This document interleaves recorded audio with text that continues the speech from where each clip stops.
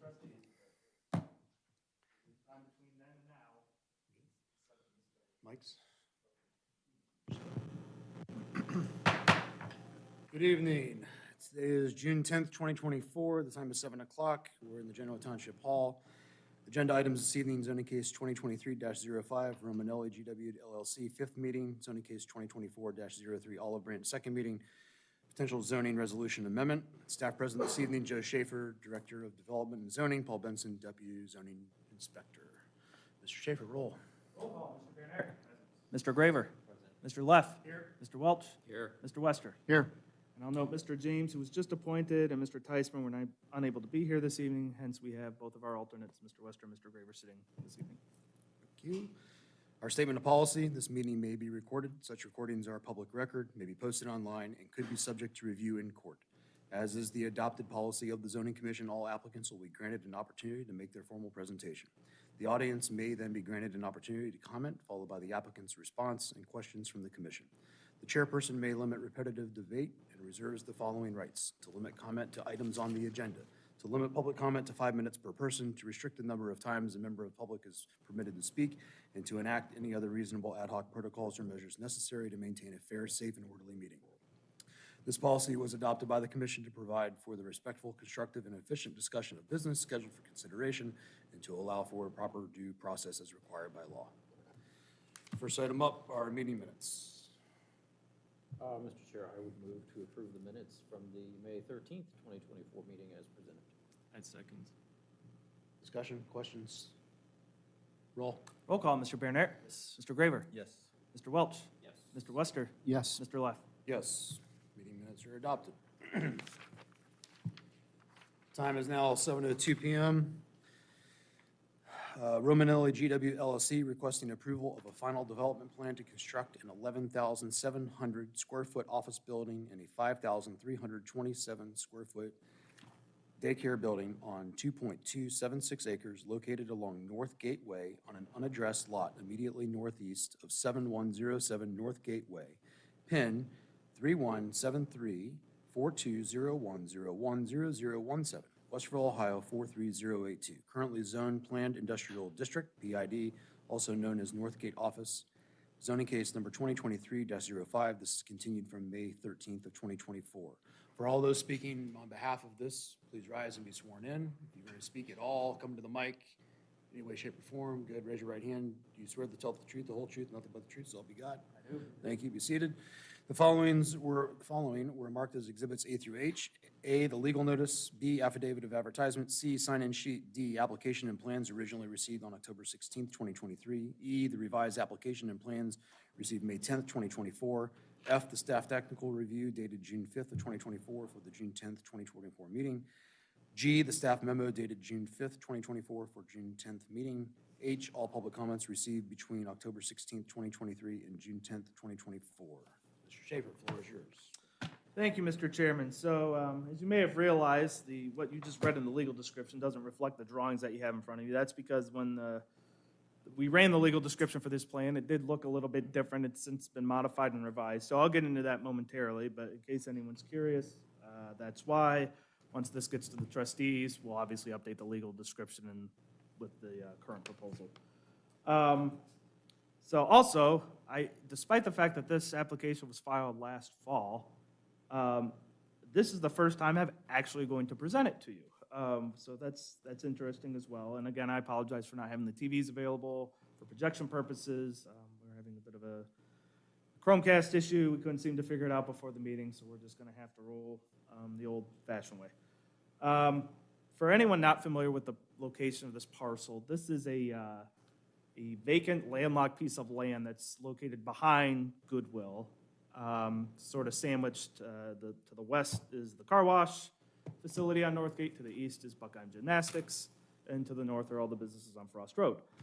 So you don't really even know this parcel's here a lot of times. So I've had numerous people ask me, where is this? Because you don't really see it. But this development was, as you'll hear momentarily, it's been anticipated for many years, was anticipated when Goodwill originally came in, just didn't receive final approvals at that time. The applicant's now ready to move forward. So with that, let's dive into the actual current proposal. So Romanelli GW LLC is the property owner making the proposal. They are now seeking to construct approximately 16,650 total square feet of buildings on this lot. It's approximately 2.042 acres in size.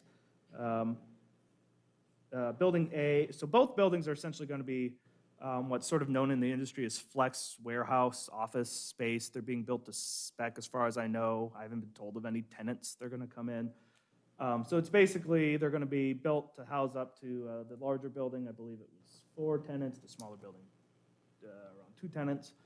And then just to be leased out, and they may have one tenant that comes in and decides they want to take the whole building, 3/4 of the building. That's sort of up to them and how they determine they're going to lease it out and what the needs are on the market. But building A, which is sort of on the western end of the site, is the larger building, approximately 11,700 square feet. Building B on the eastern end of the site, closer to Buckeye Gymnastics, it's approximately 4,950 square feet in size. I've already sort of described the surroundings, so we'll skip that part in the memo. As I sort of alluded to, the conceptual site plan for the subject property was preliminarily reviewed as part of the final development plan for Goodwill, which was ZC case number 2013-03. The Goodwill development was approved by the Board of Trustees on May 21st of 2013. Despite sharing access and some signage, the subject development will generally be considered an independent development and is required to comply with the zoning resolution on its own without relying on the Goodwill site. An exception to this being commitment made by the applicant during the Goodwill approval relevant to pervious surface coverage. Access to the development will be via the existing curb cuts and drive aisles on the adjacent Goodwill property, as has always been the intention for this development. Parking would be provided via on-site spaces distributed in clusters throughout the site.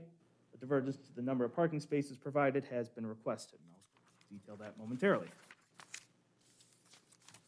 The proposed pervious surface of the office, there used to be a daycare proposed, now there is no longer, of just the office warehouse space is approximately 33%. The proposed pervious surface coverage for the site and the Goodwill site together is approximately 25.2%. As previously alluded to, the latter is important due to the fact that the applicant committed during the Goodwill project that these two together would have a pervious surface coverage area of at least 25%. So they're just above that threshold. The stormwater management will be provided via an existing retaining area that was established presumably during the construction of Goodwill. I'm sure it will be formalized a little bit as part of this process. Since the site is landlocked and surrounded by non-residential zone lots on all sides, little is required in terms of on-site landscaping. Regardless, planting islands with trees and some building foundation shrub plantings are proposed, as well as 3 trees in the vicinity of the stormwater basin. Some existing vegetation along the northern lot line is also being retained. Approximately 4 freestanding parking lot lighting fixtures standing no more than 25 feet tall will be provided throughout the site to eliminate the parking lot as required by code. These fixtures will be supplemented by building-mounted lighting fixtures. It is likely that spillover lighting from the Goodwill and/or other adjacent properties will also occur. Regarding signage, the existing freestanding Goodwill sign will be utilized for signage along Northgate Way. This arrangement was established when Goodwill was originally approved. Additional signage will be subject to any and all restrictions established for the Goodwill site. And you can see there's a bunch of stuff crossed out through there because it's no longer relevant. I just add a note that the revised application includes a divergence for the on-site sign package, and I'll get to that momentarily. Conceptual architectural designs and interior layouts for both buildings have been provided in the application materials. The larger proposed office building, AKA Building A, will contain 2 garage doors on the south elevation and a garage door on each of the ends of the building, east and west elevations, to accommodate potential flex office warehouse users. The smaller proposed office building, AKA Building B, will contain a garage door on each end of the building, which would be the north and south ends, to accommodate potential users. A dumpster will be placed in a space immediately north of Building B, as well as to the southwest of Building A. Each dumpster area is buffered from adjacent parking by landscape, end cap, and fencing. The applicant hopes to begin and possibly complete the entirety of the project this year, although now that we're halfway through the year, that might bleed into next year, I would imagine. So getting into those divergences, I noted, number 1, there's a divergence request relative to section 1904.18, which requires 1 parking space for every 200 square feet of floor area, i.e. 84 parking spaces. The applicant is proposing only 71 parking spaces and has provided justification responses to section 270705 in the final development plan text. I'm sure they can speak to those specifics during their presentation. A divergence to section 1308.01, which requires that front, side, and rear yards be designed so no building is closer than 50 feet to any other building, has been requested. The applicant is requesting to reduce the building setback along the east property line to 10 feet, which is a 15-foot reduction from the 25 feet that had initially been preliminarily agreed upon during the master planning of the site during the Goodwill review, thereby placing Building B closer than 50 feet to the Buckeye Gymnastics Building located at 7159 North Gateway. A divergence to section 1308.01, which is also being requested, because it also requires that buildings be located, no closer than 100 feet from any zoning district boundary line. They're asking to reduce the subject setback to 35 feet along the northern property line as the lots located in the north are zoned light industrial. So this is a planned industrial district. The properties in the north are light industrial, for the most part, very similar in nature and character, but technically a different zoning designation, hence triggering the code requirement. There was a divergence related to an outdoor play area of the daycare that's been rescinded because the daycare is no longer proposed. This latest divergence that's been added regarding signage that's highlighted, I'll go through. It's to section 1804, which established, all of 1804, which establishes the numerous standards for signs in non-residential zoning districts. The applicant's blanket request is to allow for them to propose their own unique sign standards for the development that are not in compliance with the zoning resolution due to the fact that the township's sign standards are based on the development's frontage, and this site has no such frontage. So it was a very unique situation. Technically speaking, as applied, they did not qualify for any signage because there's no frontage. So I told them, obviously, that doesn't make a lot of sense. There's a reasonableness factor here, and the easiest thing to do was just to ask for a blanket divergence to all of 1804, and at my direction, I told them just write your own sign proposals, and as long as it's reasonable, I'm sure the commission will give you some feedback, and we can figure out how that would work. So here's what they came up with, and they did ask me for some of my thoughts and opinions on this as they were developing it. Each building will be allowed one wall sign per tenant. Building A is currently designed to hold up to 4 tenants, while Building B is currently designed to hold up to 2 tenants. The applicant, per staff's recommendation, has codified that the number of wall signs may be increased at essentially a 1-to-1 ratio should a building be modified or contain more than the number of tenants they are currently designed to accommodate. I.e., if this building was modified to somehow accommodate 6 tenants in the future, not necessarily expanded, but if there was an interior build-out renovation that happened, that, now we can have 6 tenants, the amount of signage would increase to 1 per tenant. So we'd go from 4 to, in that example, 6. Each tenant's graphic area will be limited to no more than 3 square feet per linear foot of primary building frontage and not more than 60 square feet total, ergo 3 feet high by 20 feet long, essentially. Each tenant will be limited to a maximum of 60 square feet of exterior wall signage, regardless of the number of tenant-occupied vacant units. So they can't say, there's the tenant down at the end isn't using all their signage, or it's vacant right now. I want to take some of that square footage and add it to my 60 square feet so I can go up to 80. The code's not going to allow for that, or the proposal's not going to allow for that, I should say. Tenants, again, going from Building A to Building B or vice versa, will be able to transfer their sign from one building to another, subject to all the other parameters I'm going through. Wall signage will only be permitted on the south side of Building A and the west side of Building B, i.e. the sides of the building where the main entrances are located. And the proposal is clear that changeable copy and/or electronic message center signs will be prohibited on the site. Staff comments, the technical review is attached. I'll get to that momentarily. There is a table on drawing 1 out of 6 that still needs to be updated. There's more info about that in the comments or the technical review. Staff typically recommends turnaround areas at the end of dead-end parking rows. However, given the larger nature of the proposed parking lot, especially in conjunction with the neighboring Goodwill site, and the fact that the divergence for the number of parking spaces is already being requested, such feature may not be as imperative in this development as it was in some of the other developments that had smaller parking lots. Should the application be approved, it should be considered as the final development plan. Any future changes or revisions will be subject to section 2710 of the zoning resolution. Approval of the development plan application would also be subject to the time limits outlined in section 2706.19 of the resolution, which is currently 3 years. And that's from trustee approval, should the application be approved. And zoning permits would still need to be obtained, obviously, prior to construction. So that concludes the memo. On to the technical review. As you can see, because we've been working on this since fall, the vast majority of the comments have been crossed out, some of them because they were no longer applicable, because they pertain to the daycare. Frankly, the only thing that was keeping this application from appearing in front of you last month was trying to figure out that signage issue and that signage divergence and exactly how that was going to work. So that was sort of one of the last remaining issues I had with them, which now they've got a solution proposed to that.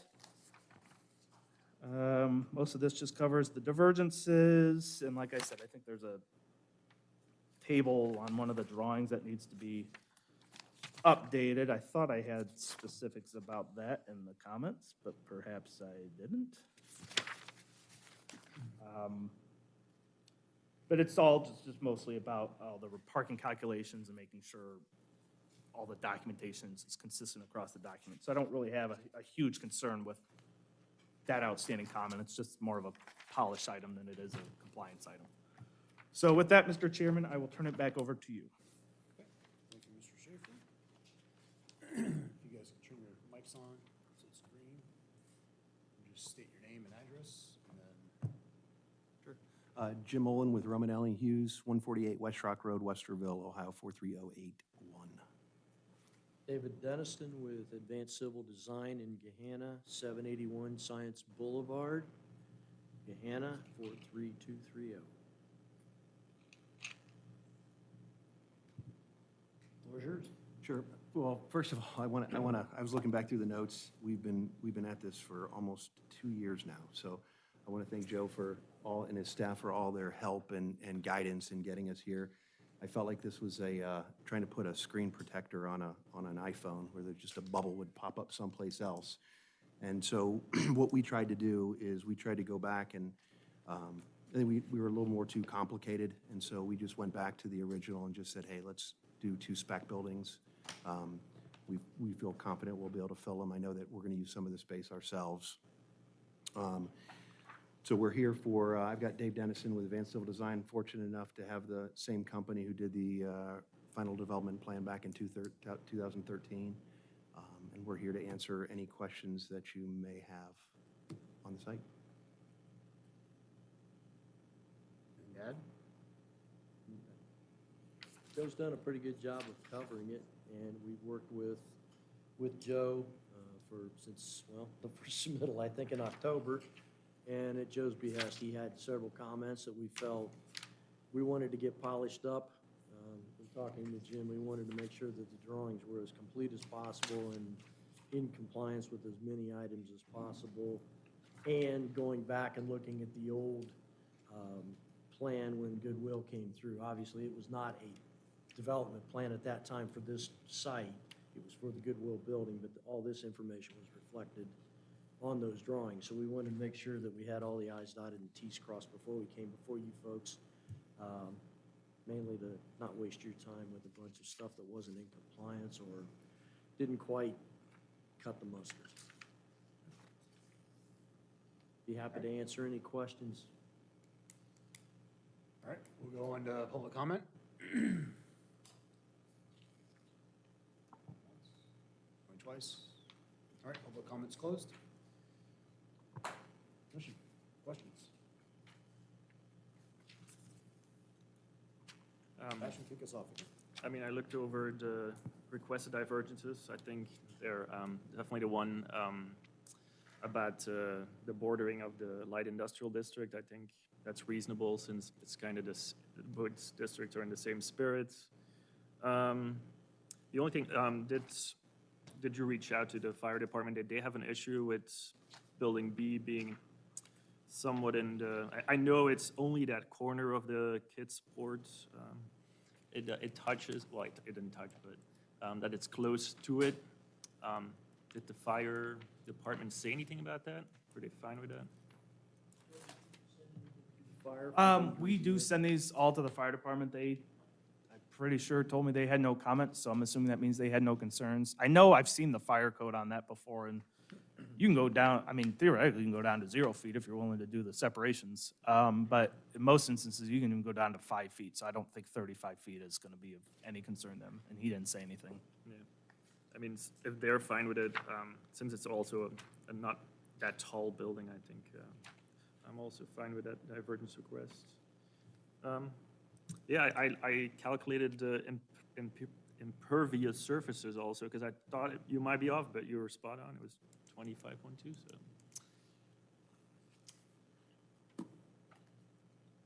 I don't, sorry. I don't have any questions. I have no questions. No, I think it fits, like Sebastian said, it fits with the area and in spirit of the comprehensive plan and everything else that goes on in that area of the township, so I'm good with it. On both S1s, we've got a call out, it says 76 total new parking spaces, but we're talking about 71 in documentation. So what is the actual number? Back S1, overall, if you look just above the retaining area, it says 76 total new parking spaces. It's on both building 1 and 2. Oh, you're looking at the building plans. On okay, the S1 building architectural plans. Okay. But documentation, we've got 71, so I want to verify which one we've got. Because if it's really 76, then we're closer to our 84 number on, That gets back to Joe's comment about the table on drawing 1-6, because that also lists 71 spaces, I think.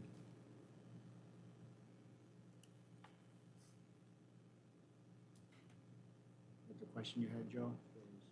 Yeah, that may have been the discrepancy. Trying to see if I could add them up, so we're probably doing the same thing over there. it's right at the top of the retention area in the park, in Oh, the there drive it is. area, Thank you. the S1s.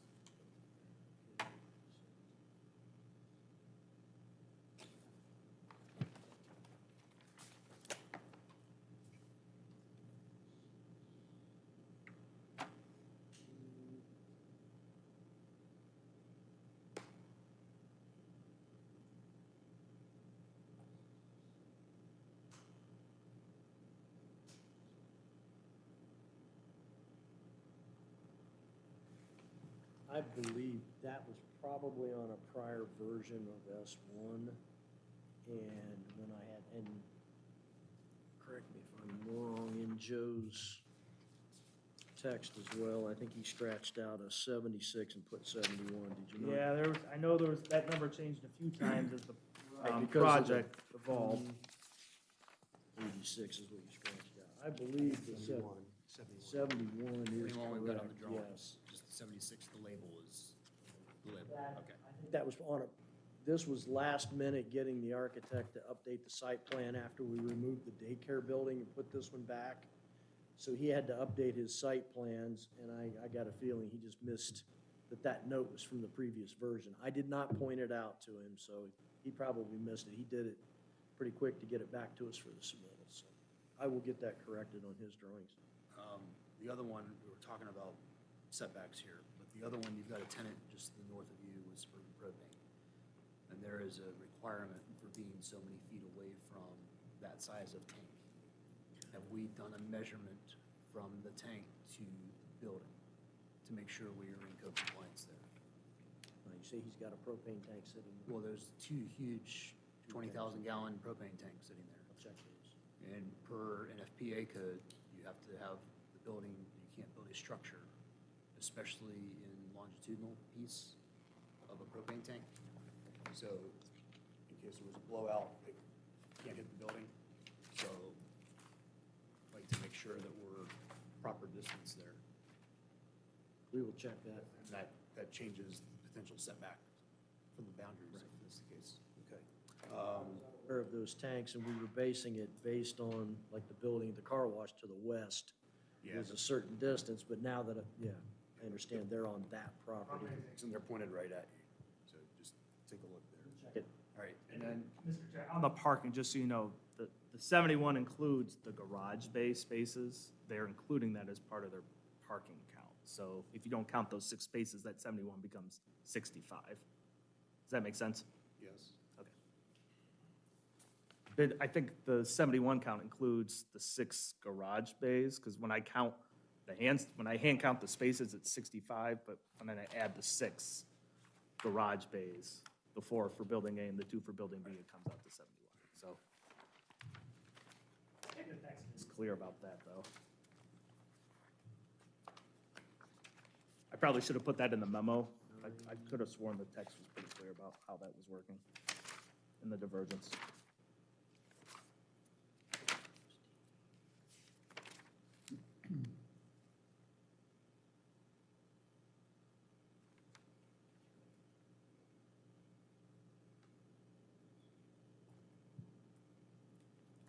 Maybe it's not in the text, but, If you look at the numbers, they have circled in all the spaces.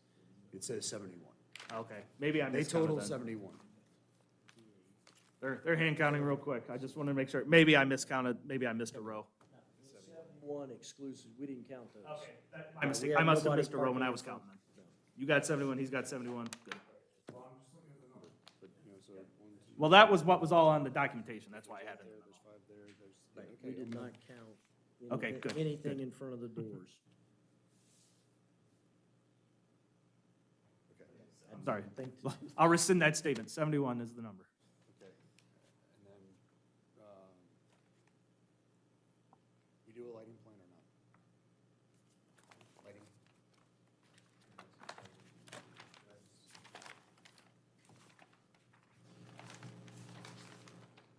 I'm not sure I particularly looked for one here since they weren't up against residential. I don't think there was really any standards, but yeah, I think there was some information there. final development plan, not the buildings.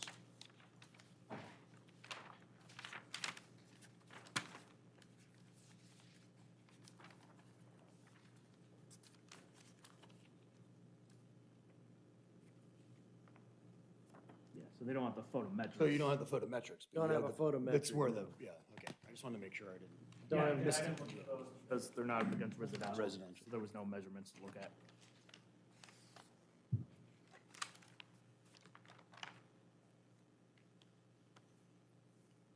Is there any tie-in to the system that's currently there from a Goodwill perspective, or is it a separate, totally separate system? Lighting plan, everything else, is it? Yeah, we took it off the original zoning. I don't know if they are.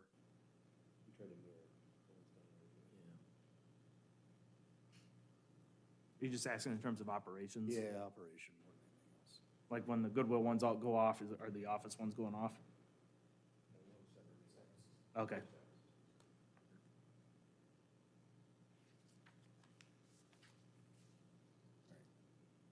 So we've got text to fix on the two drawings, that's that, it's really the distance on the propane, so Check just that. make sure we're good there.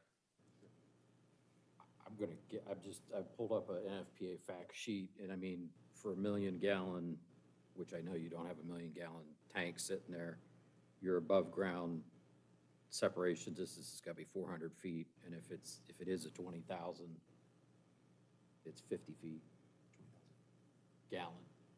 So, I don't know how big those Bright Star tanks are. Pretty big. I think, I thought, just, I'm saying worst-case scenario is 400 feet 400 feet. separation. Which I suspect they're not but they're 1,000,000-gallon. duals, that's the, we just need to, let's just check. Yeah, I definitely don't. And the fact that it's in line, that's the other, so. I would say, It's pretty close to that 400 feet. It's darn close. Yeah. okay. Good call. What do you want to do?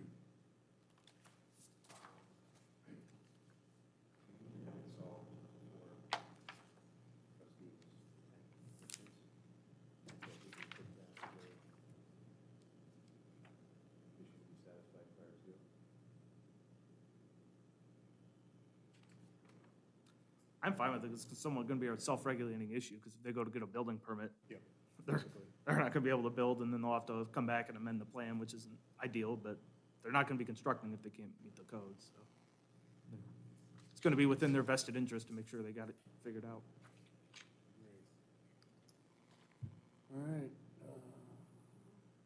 Any other comments or questions? Yeah, let me start. Got a couple things to work out before we start making motions.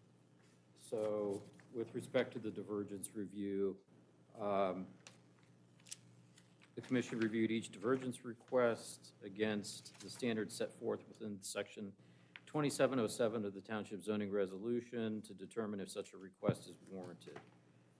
Per section 2707.07, unless a deviation from development standards is specifically approved as a divergence, the same shall be complied with. We have 4 proposed divergences. Number 1, divergence from section 1904.18 to reduce the number of required parking spaces from 84 to 71 spaces. Number 2, a divergence from section 1308.01 to reduce the building setback from the east property line to 10 feet. Number 3, divergence from section 1308.01 to reduce the building setback from the north property line to 35 feet. And a divergence from section 1804 to create custom sign standards as per the plan's development text.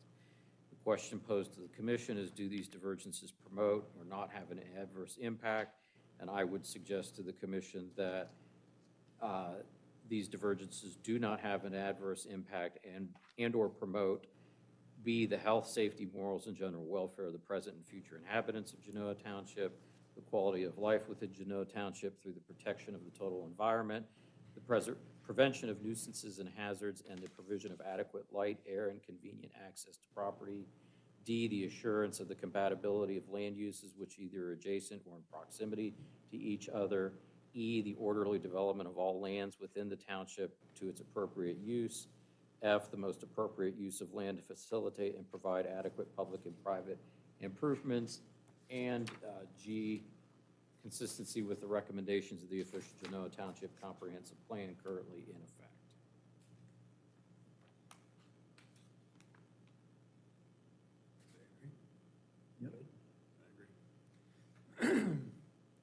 So, that being said, I would move to recommend approval of the following to the Genoa Township Board of Trustees: the subject final development plan application, including all plans and materials submitted by Romanelli GW LLC to construct 2 office buildings of approximately 11,000 and 4,950 square feet on approximately 2.042 acres of property located at parcel number 317-342-010-10017, better known as 7107 North Gateway, Westerville, Ohio 43082, currently zoned plan industrial, also known as Northgate Office, Zoning Commission Case Number 2023-05, incorporating Exhibits A through H and any commitments made by the applicant during this hearing, including, I have 3 that I would propose. Number 1, custom sign proposal as delineated in the staff memorandum. Number 2, updating the plans to reflect the actual new parking spaces at 71. And number 3, compliance with applicable NFPA/Ohio Fire Code standards for location of structures in proximity to propane or LPG/propane tanks. And then I further move to recommend approval of the following divergences to the Genoa Township Zoning Resolution. As mentioned before, the divergence to section 1904.18 for parking spaces, the divergence to section 1308.01 for the building setbacks to the east property line, the divergence to section 1308.01 to the setback on the north property line, and the diversion to section 1804 for the custom sign standards. And this recommendation and approval of the subject final development plan is based on the findings of all of the suggested lack of negative impact and/or conformity with the general development standards of the township as delineated or explained previously. Mr. Welch, I'm sorry, before we get a second on that, we had a small typo. That 11,000 should be 11,700. So do you want us to just modify that as such? Yes, if you would, please allow the record to reflect that it's not 11,000 square feet, it's 11,700 square feet. Motion's on the table. I second. Second. Discussion, questions? Anybody? Good? Roll call, Mr. Bernert. Mr. Graver. Mr. Welch. Yes. Mr. Wester. Yes. Mr. Leff. Yes. Motion passes. Time is now 7:35 PM. That concludes this portion. Thank you, gentlemen.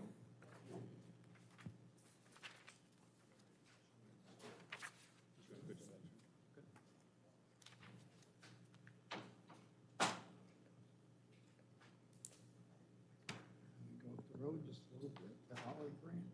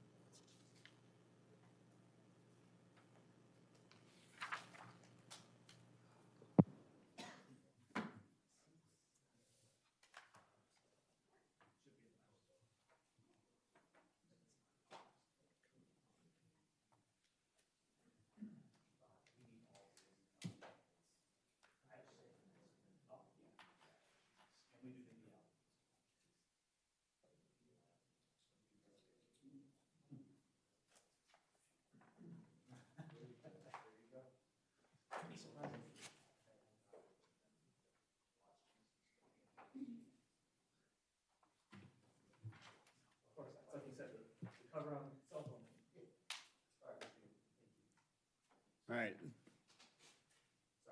Paul- Yep. Paul, we didn't pause, right? Okay. All right, time is now 7:37 PM.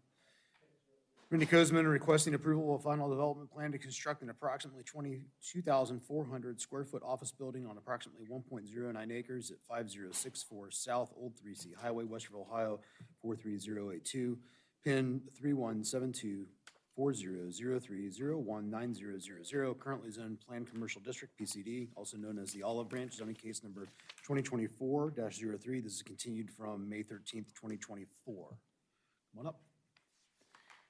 Anybody speaking on behalf tonight? Comments from the crowd, and please rise to be sworn in. Raise your right hand, Mindy, up.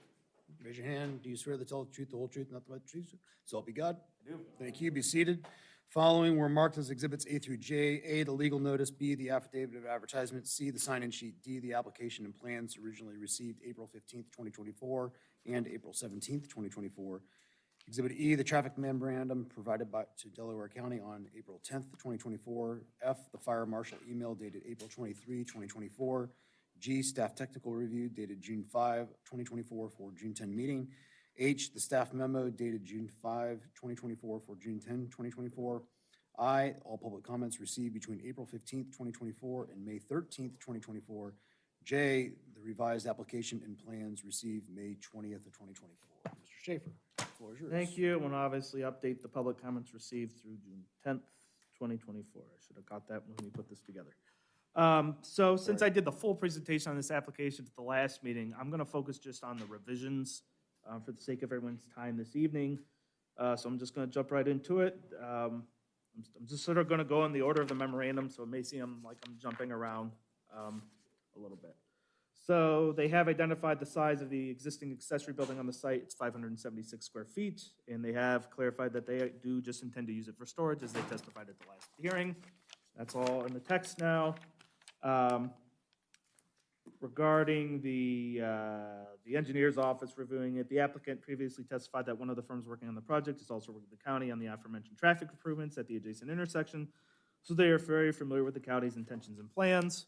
So that's good to hear. I think you can see outside, it seems like they've done a lot of marking. I think that may be anticipation of some of the utility relocation already. I was actually sort of surprised to see that might be happening.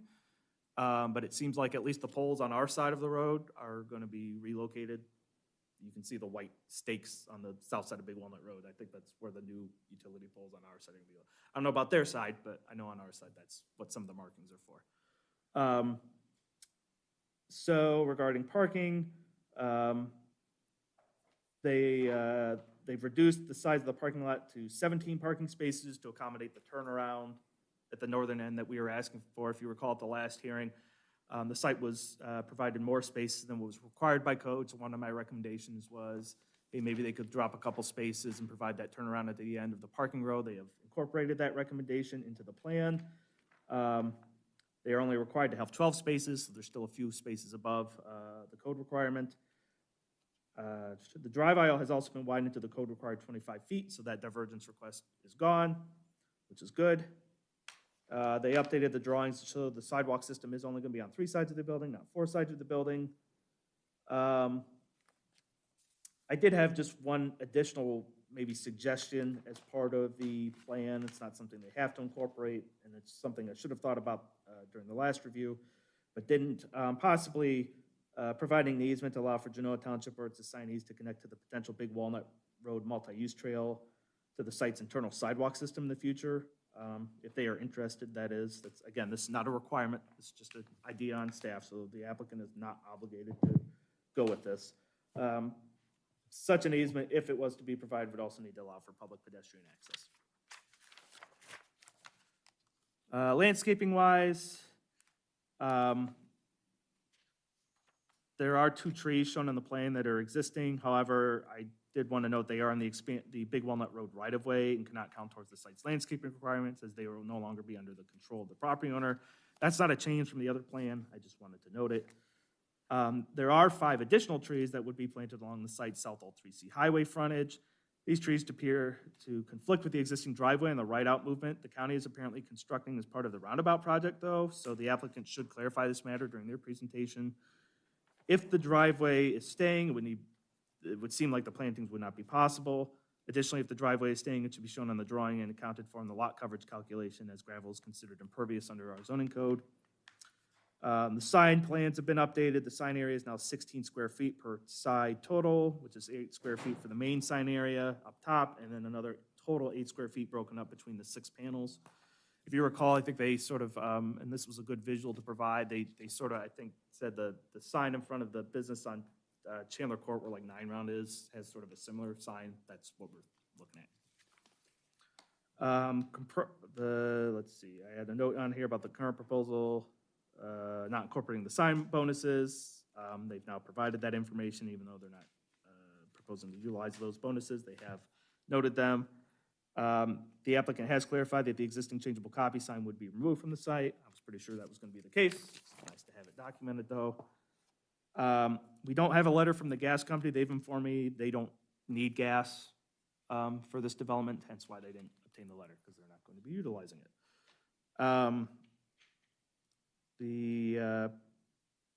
Regarding disposal of waste, trash, they're proposing to keep what they anticipate to be a relatively small amount of waste in a portable refuse tote kept in an inconspicuous location on non-collection days in lieu of a dumpster. The divergences have been modified, so I'm going to go through, actually, I'm probably just going to recap all the divergences since there's several of them. So divergence 1 is to section 703.03A, section 703.03A4 for the 170-foot open space buffer along the track's perimeter street frontage. They're proposing 1 feet along Big Walnut Road and 34 feet from South Old 3C Highway. Divergence 2 is to section 703.03B, which requires that the required open space perimeter be planted to certain specifications. The request is to essentially allow for a custom landscaping plan that does not meet the code, but according to the applicant, captures the intent of the code and will be an improvement to the existing condition. Third divergence to section 703.08A, which requires that parking lots be located no closer than 170 feet to the edge of the adjacent right-of-ways. Again, the request is a 1-foot setback from Big Walnut and a 108-foot setback from South Old 3C Highway. Divergence 4 is to section 70308B, and this is the newly added one, which requires the required parking lot setback be landscaped to certain specifications. Again, they're proposing a custom landscaping plan that they feel captures the intent of the code and will be an improvement to the existing condition. Divergence 5, section 70310, which requires the sidewalk, multi-use path, or pedestrian easement along the parcel's frontage. As we already know, there's already that improvement along South Old 3C, so they don't need to provide it there. And as I've already noted, the township is looking into obtaining funding to construct the segment along Big Walnut Road. Divergence 6 to section 120303, subsections A and B, which requires a 75-foot wide green strip between any development of the property and any lot line shared with a residential or plain residential zone property, as well as to provide 75-foot wide, visual and mechanical buffer in such area. The request is to reduce the required setback to 40 feet. Divergence 7, section 120309C, which requires the parking lot to be located no closer than 75 feet from the edge of the contiguous right-of-way. The request is to reduce the setback again to 1 foot along Big Walnut Road, which is very similar to the request to section 70308A. Divergence 8 to section 1208.01, which requires buildings be separated at least 50 feet and that no building be located closer than 100 feet to a zoning district boundary line or a street right-of-way. The request is to construct a building 3 feet from the Big Walnut Road right-of-way and 35 feet from the South Old 3C Highway right-of-way. And I think now this note is no longer applicable. They did provide the information I was looking for in that request.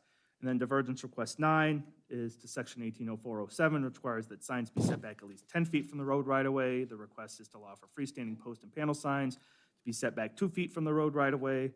One sign would be adjacent to Big Walnut, the other adjacent to South Old 3C Highway. All the divergence requests pertaining to allowing signage in the right-of-way have been rescinded, as I spoke to at the last meeting. And again, the divergence request for the drive aisle width has been rescinded. And they've cleaned up all the other divergence requests relative to the Hoover overlay and have incorporated all those, which I just read. And again, sub-item C under that is sort of a high-level sort of review of the divergences. When you lump them all together, I know there's 9 that I just listed out, but you're essentially talking about 5 concepts, and you could even almost squish that down into almost 3 concepts if you lump the building and parking lot setbacks together as sort of one issue. So we always knew, as I sort of said at the last meeting, that this site was going to be a challenge for anyone who looked to redevelop it, that there was always going to probably be numerous divergences needed, especially once the Hoover watershed overlay got added to it. That added even to the list of potential code sections that they were going to need relief from just because of its corner lot, small site, old building, septic site, up against residential. I mean, you name it, the site's got it going on in terms of challenges for it. So right-of-way take, a lot going on. Moving on to the staff commentary. One of the matters that ideally would be clarified, I wouldn't call this a compliance issue or a requirement, was if the text spoke to how they view the prior BZA approvals, that would be nice. I should clarify that I don't think the township is under any authority to force them to rescind prior BZA approvals. Those basically run with the land. But especially in regards to, like, do they ever intend to do the fruit stand that they were previously approved out there? Maybe nice to say, hey, we don't think we're ever going to do that. But at the same degree, if I was them, I could understand not wanting to say that because, I don't know, maybe sometime in the future they do want to do the seasonal fruit stand that used to be out there. And they have the right to do that under the BZA. So that approval would not necessarily affect this approval. It's sort of a weird situation, but I think we would have to honor that prior BZA approval. Parking lot design and landscaping. We've already talked about not installing the sidewalk easement, so I'm not going to rehash that. That was the only comment left on that. I've already talked about the landscaping and the driveway potential conflict. I'm sure the applicant can speak to that. I was asking for information regarding on and off-site setbacks of the buildings. They did provide that information in the zoning text, but it needs to be included in the list of divergence documentation. So that's more of a polish item, not a compliance item. There was an outstanding regarding proof that the County Public Health District will authorize this development to utilize the existing septic system. Late today, I did receive a copy of the correspondence that KO Builders had with the Public Health District. It sounds like the Health District has done their desk review of the proposal, and it seems like they're generally okay with it. As of last week, it sounded like it was pending a final site inspection, just to make sure there wasn't anything in the field that didn't come up in the desk review, so I'm sure the applicant can speak to where they stand on that. Regarding illumination of the proposed signs, the illumination time restrictions need to still be provided. They have them for the one sign, but they need to apply to both because both signs are subject to them. So I'm sure that probably will not be an issue. They're probably going to be run on the same timer anyway, I would imagine. Moving into the technical review. I'm not going to rehash all the stuff I already talked about, so I'm just going to read through here real quick to make sure there wasn't anything else I have not touched on. One of the comments is remaining open solely by the fact that it's dependent upon whether or not the divergence to section 70303A4 is granted. Most of these are just notes that divergences have been requested. Candidly, the applicant has done a fantastic job putting these materials together and responding to staff's commentary. Honestly, I don't mean to speak ill of any other applications, but this has probably been one of the better ones I have seen in terms of the way it's presented, how thorough it was, how professional it's been done. So kudos to the applicant and their team. I feel like they did a really good job here. There was a lot to work through, a lot of challenges on this, but they rose to that challenge. Sorry, I'm just scanning through real quick just to make sure there's nothing else I wanted to touch upon. Nope, most of it is stuff that I've already noted in the memo. So the zoning commission did have some commentary to the last meeting, and I'm sure the applicant's aware of it and the commission's aware of it, but I'll just go through it for the record. So by my notes, the commission wanted information regarding the environmental remediation of the site. I think the applicant did speak to that a little bit at the last meeting. Provide consistency in right-of-way and acreage figures. Provide a drawing or revise current drawings to illustrate site limitations, which they did provide an exhibit to that effect in the materials. Revise the drawings to show the existing driveway servicing 5044 South L3C Highway. As you can sort of hear, that still needs a little bit cleaned up, or at least clarified. And provide additional screening around the lighting fixtures that will illuminate the proposed signs, and I believe that was accomplished as well in these revisions. So with that, Mr. Chairman, unless you have any questions, I will turn it back over to you. Thank you. Turn the mics on. Name and address. Mindy Cosman, 5618 Harrow Glen Court, Galena, 43021. Bill Myers, 13846 Ullery Road, Sunbury, Ohio, 43074. Mark Colebrook, 2355 Cross Creek Court, Center, Ohio, 43035. Ben Schilling, 122 South Otterbein, Westerville, Ohio.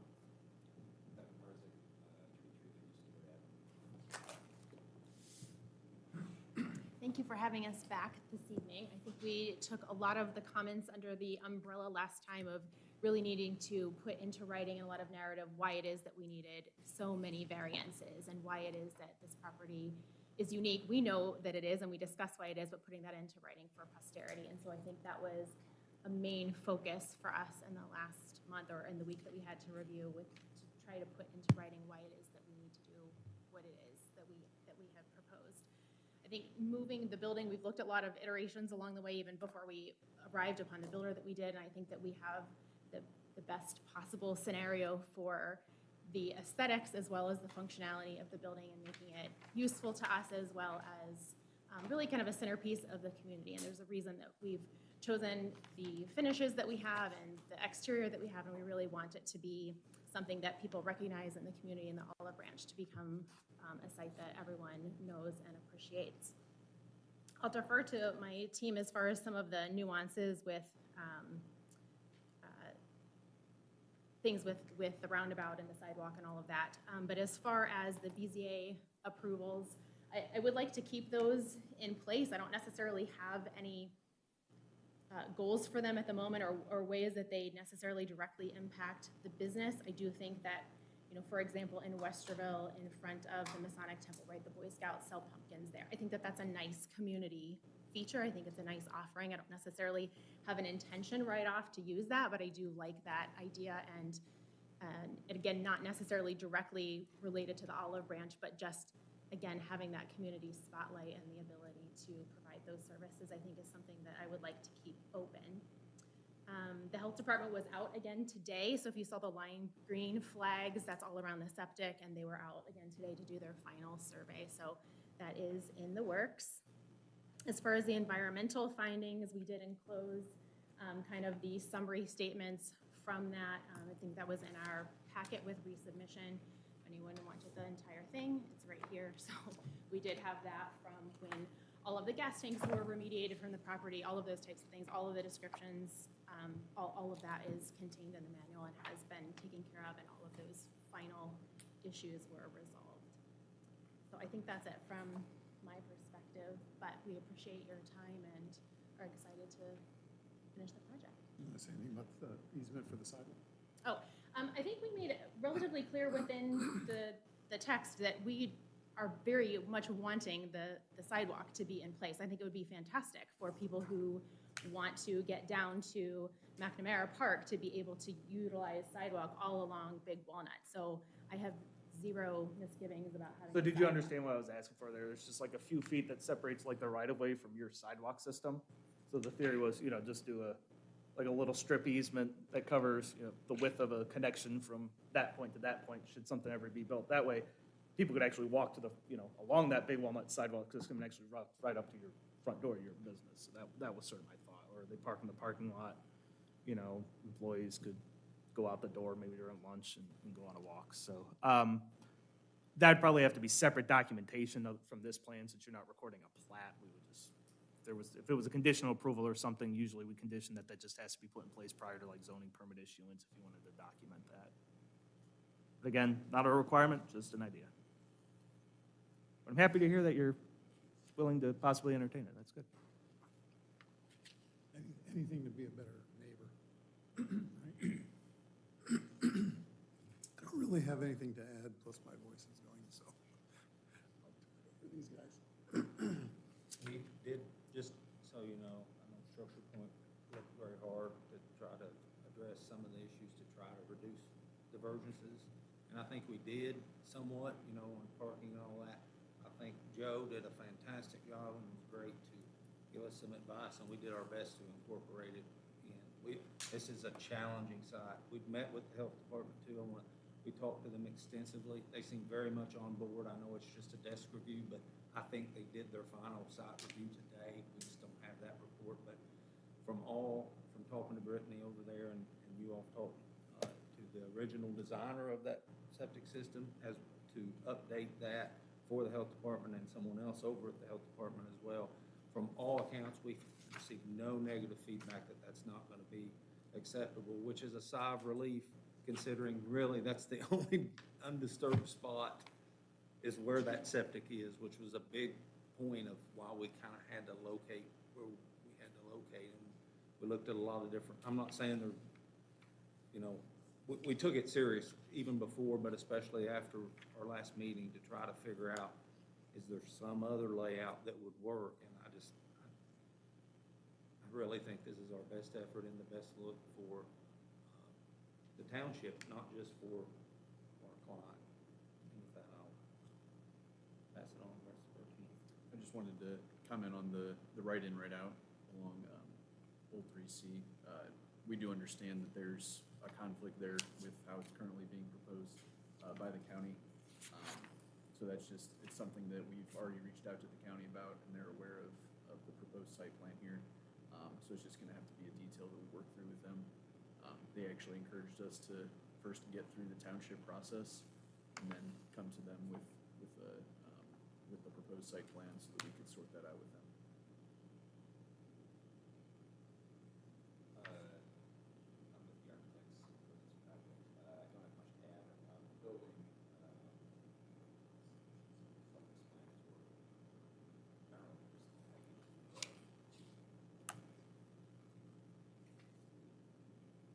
Anything else? Okay. Public comment?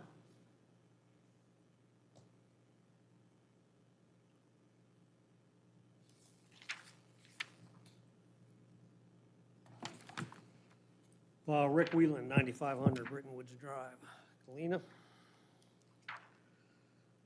To say this is a challenging site is Might be the only challenging site left in the whole township that we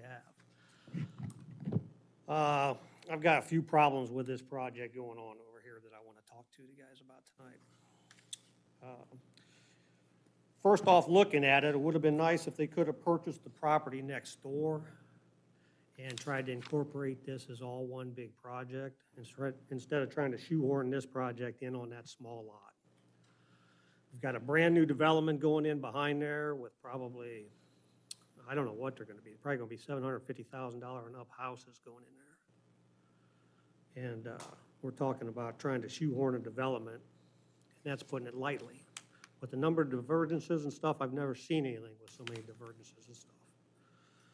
Number one, I don't know how this even became to be a planned commercial district, when I don't really think that zoning applies to that area myself. But that's a whole nother issue since it might already be what it is. But under Article 12 of your planned commercial district, it says the district is limited to areas served by central sewer wastewater treatment plants, period. This does not have one. That's strike one. That's a big strike.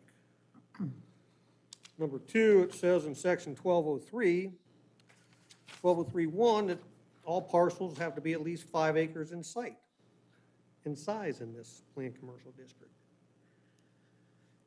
And with the right-of-way stuff in there, you're dealing with what, 0.7 acres on this site? So challenging it is.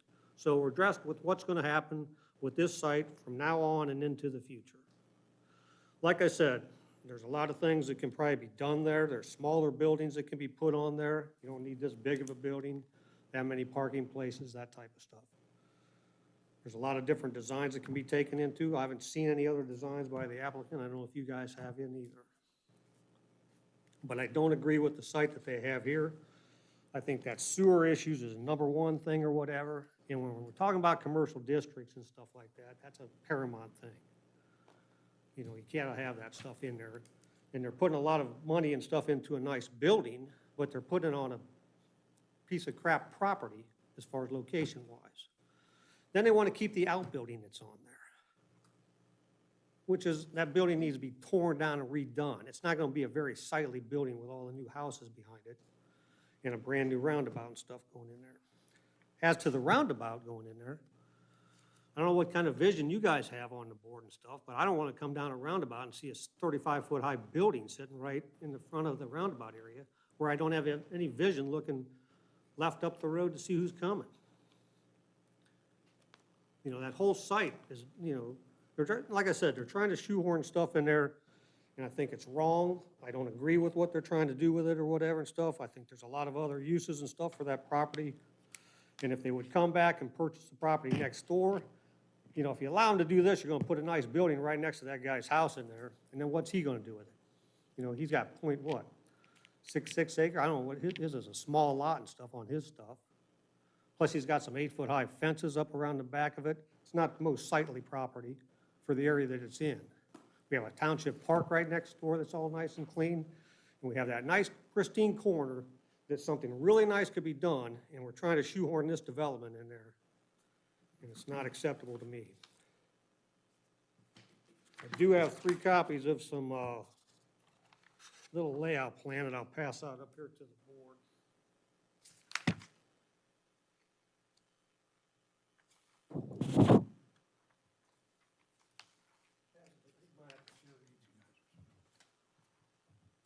But there's other options that could be done on it, and I just don't like the options that they have. Thank you.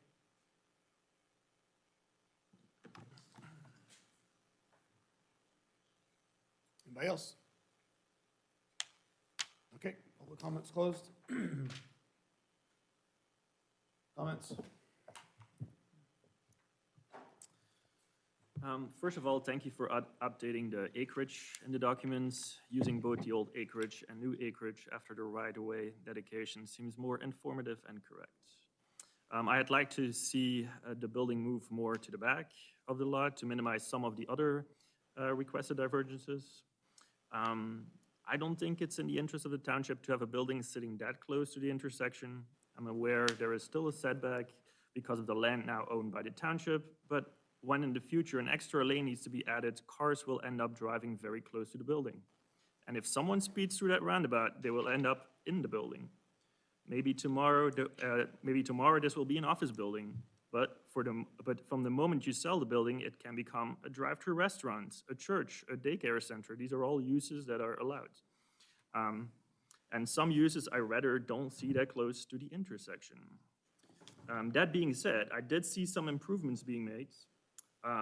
First, the parking lots. I think it's great that you were able to make it to a 25-foot parking aisle. But I did have a question about the parking, because you basically keep all the parking area stays the same, and I don't think you need all that impervious area there. Like, could it not be more compact, the asphalting, so you end up with more green space behind it? That was one of my questions. I don't know if that's something you want to address, but. Need parking for patients. I think we just looked at what the potential maximum number of people we would have there at any given time. So this is a psychiatry practice. If one parent is bringing a child and another parent wants to meet for that appointment, you know, what is the maximum number of people at any given time? And so just to have kind of the space be symmetrical and visually appealing, we just worked with the space that we had. I'm not sure that removing a couple of parking places for the sake of having extra grass is something that I feel like is particularly helpful. I guess I would rather have a couple of empty parking places all of the time than have a situation where we've run out of space.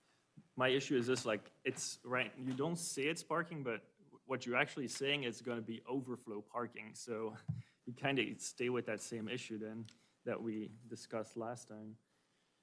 Because right now you just create that same space, it's going to be asphalted, and it's kind of an overflow parking now that you create. Yeah, I know it's a turnaround, but you just say if there's more people there, you could, like, it's gonna be used as parking spaces. Why otherwise would you have it there? You don't need as big of a turnaround. Do you have the maneuverability exhibit? I did see that, but that's not necessary to be that Oh, so I was deep. gonna say is, that is the space that's needed, is just around the car that's been positioned there. So we could reduce it slightly. You don't need to pull your car all the way 90 degrees to get out of that space. Come on. Yeah, you could reduce it a little bit, yeah. If you're driving, I drive a Yukon XL. I need some Well- turnaround space. So It's just like a sedan is the model that we used. But you already have 25 feet of parking aisle. Parking aisle is already 25 feet wide. I mean, Yeah. we just most people tried can to turn show around in it's- that. I agree. We just tried to incorporate some of the feedback that we had gotten about the turnaround. And, yeah, that square area that was formerly parking spaces, it could probably be reduced. I mean, that's, I don't know.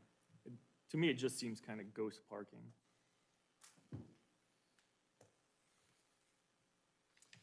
what number would you like to see? Well, the number is fine, but because you just kept the design the same, it just seems like, oh, if we run out of parking spaces, we're just gonna use that square there as 2 more parking spaces, like how you had it before. That's just what it seems like to me. That's not my intention. Well, I understand that, but I mean, once you have too many cars, I mean, you will use it for that, and then you don't have a turnaround at all anymore. I mean, A triangular piece of striping like we do on the other side? sometimes you just have a little, like a couple of feet after the 25-foot wide aisle, that's more than enough to turn around, but, yeah. And then about the impervious surfaces, like, will you have a new calculation added to the documents? If the driveway would have to be saved how it is now, like for your neighbor?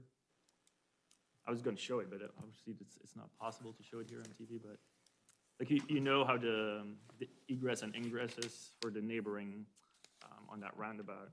Like, right now, because you have that one lane basically blocked off by the trees you're gonna plant, like, I still would like to, I would like to have to see a drawing how he gets out of his driveway. Because right now, it's still a mystery to me. So, and it's also should be added to the calculation, that's all I'm saying.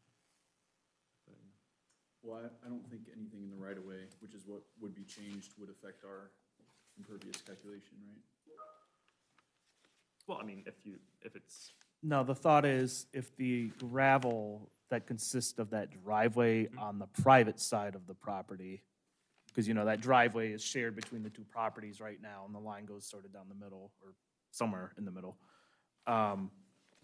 If, I don't know how the county could make you maintain that gravel on your side of the property line, because it's your property, but the theory was if for somehow they said, no, you've got to keep that, or there's some agreement in place with the neighbors from years ago that says that has to remain because it's a, you know, agreed upon shared driveway.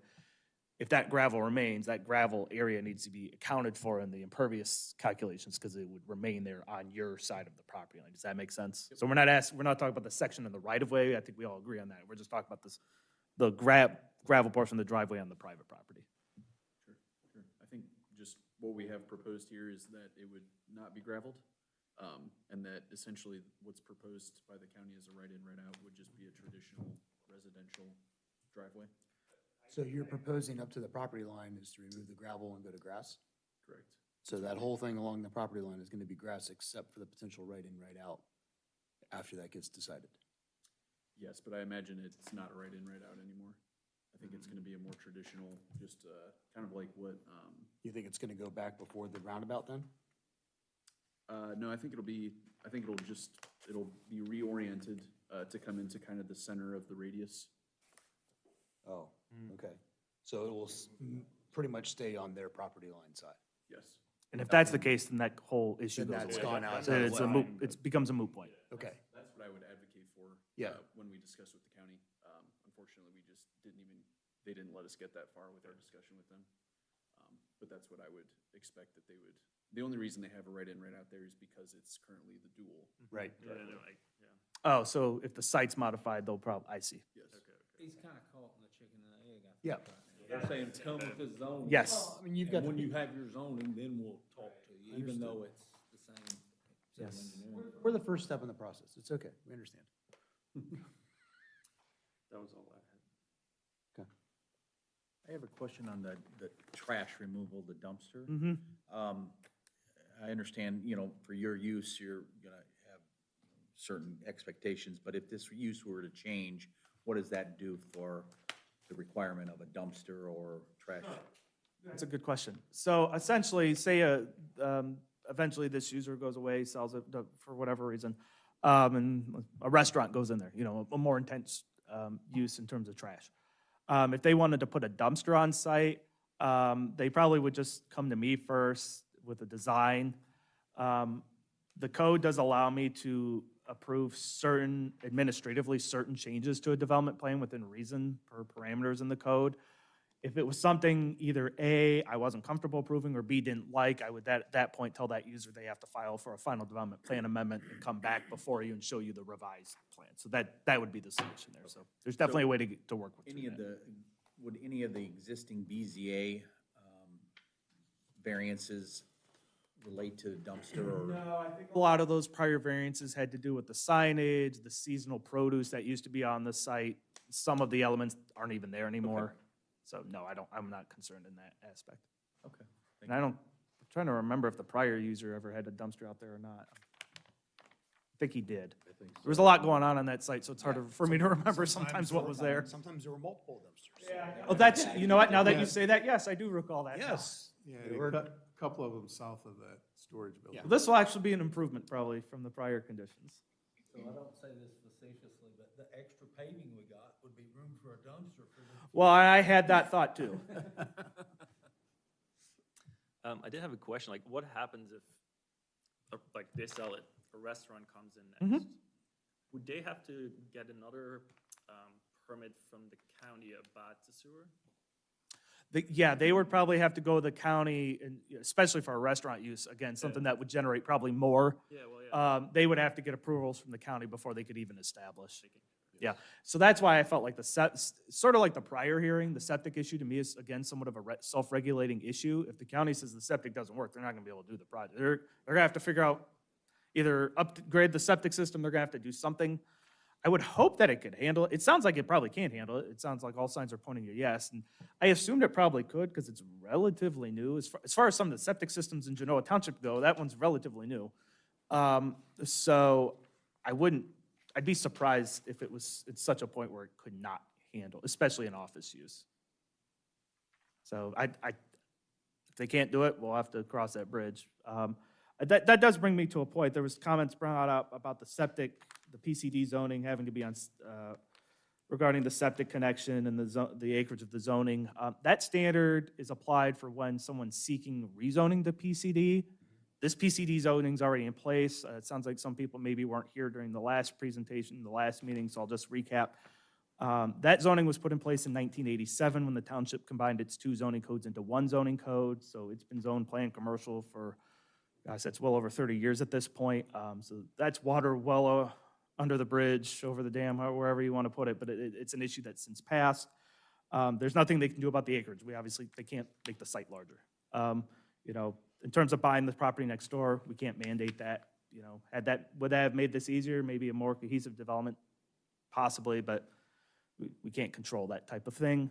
I will note that we've rezoned recently properties much less than 5 acres to PCD, if you recall, J.C. Manny and the multi-sound property here in the last couple of years. And I know J.C. Manny's on septic, and I want to say I thought multi-sound was as well. So there's obviously precedent for these types of use on septic in this area, in the township. And I also point out the code does say, quote, other sewage treatment options in addition to sanitary sewer. So it accounts for could be unique situations like this. But again, those standards I would only ever interpret to apply if someone's coming in asking for rezoning to PCD. In this instance, the PCD is already in place and we're just trying to administer the dimensional standards, the landscaping standards, such like that.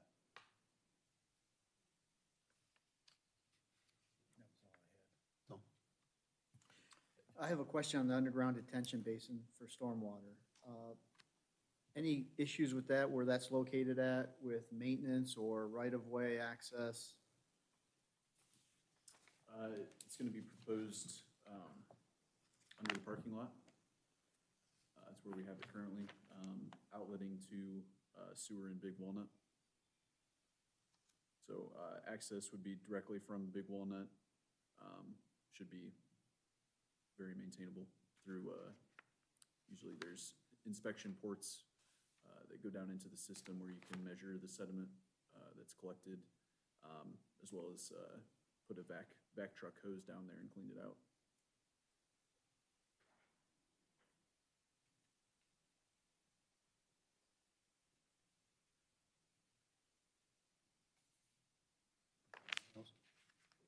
That's what I got for now.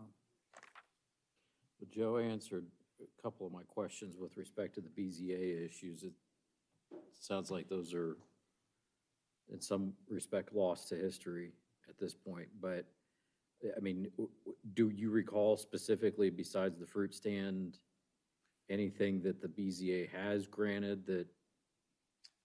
Let me look at the report, because I think I did cover it in the memo, actually. Is it in the tech review? So, I'll just read through this section of the memo since we need a little bit of a refresher on it. So, on February 24th, 2009, the Board of Zoning Appeals approved the request for non-conforming use, BZA 2009-02A, approved a variance to allow for the replacement of a non-conforming structure, which was, I think, one of the accessory buildings on the site at the time, which was BZA 2009-02B, and approved a variance for a sign, which was BZA 2009-02C. One or more of these matters may have been handled differently under the current zoning administration, and then permits were issued for the accessory building and the changeable copy sign. So one of them pertained to that changeable copy sign that was out there.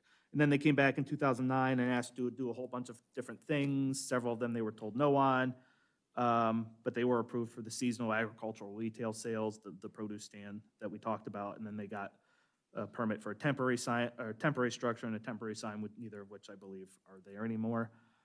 So really, I guess when it boils down to it, it's really the seasonal agricultural sales. The changeable copy sign is gone, the temporary sign, structure and signage is gone. All but one of the accessory buildings is gone, so, it's not really a huge concern at this point, so I'd say it's just gonna be one of those unique situations where it has a final development plan approval, but it also has a BZA approval that runs with the land. That I think, again, I don't think we as the zoning commission or the trustees have the right to rescind a BZA approval. It's beyond our jurisdiction, so. Permits do run out that are issued. Permits do, but they wouldn't necessarily need the permit for the seasonal agricultural. Right, I'm just saying. we don't Sales, need to but yeah, codify- those permits. We don't need to codify those permits anymore. It's really No, just the no, BZA no, piece. that's all done and archived at this point, I would say, so. And a lot of the features they were asked about in some of those approvals they're gone, they're not an issue anymore, the code's been updated, so. It is a bit of somewhat history at this point. Other than that, Mr. Chair, I don't have any questions or comments. I'm still of the opinion that it's better than what was there. And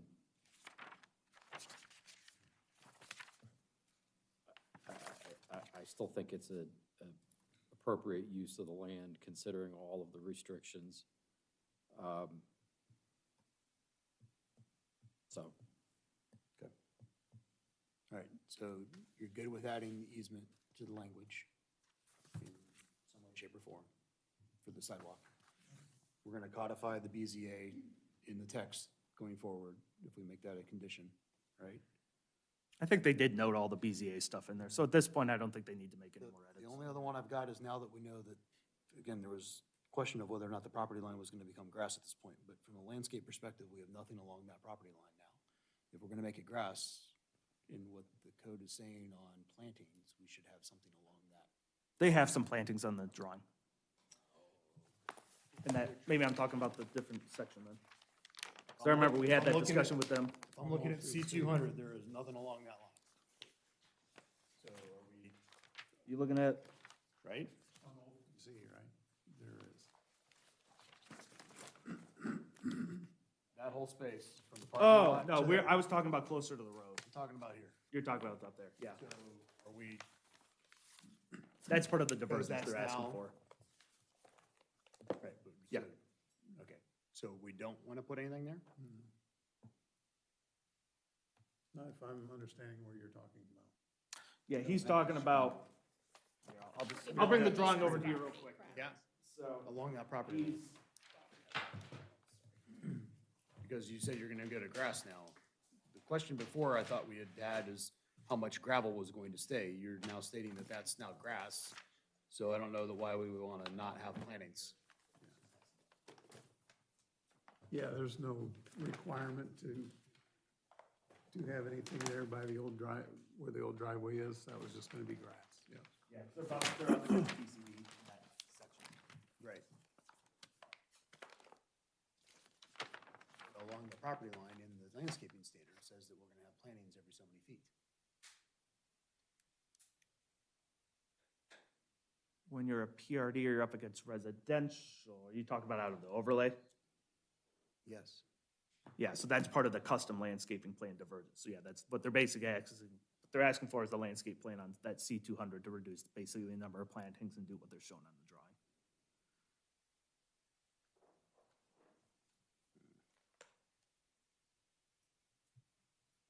I think we can be fine with it. We just feel that it would be detrimental to the neighbor that's there.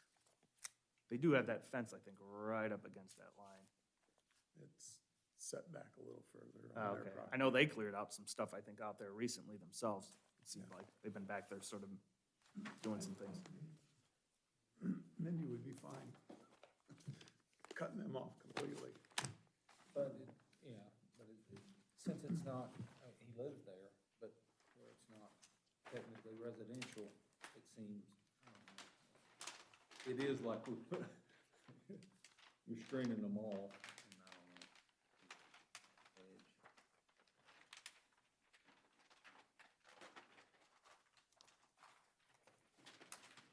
We felt it would look better not having any screening or plantings there. The two things that come to mind, number one, it's the back of your property.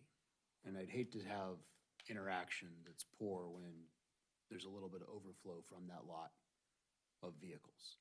So a denotation of somebody now driving on your land, is that going to be an issue? One. Two, you've got windows and lights and whatnot, and just protecting from a residential perspective. Yes, it's,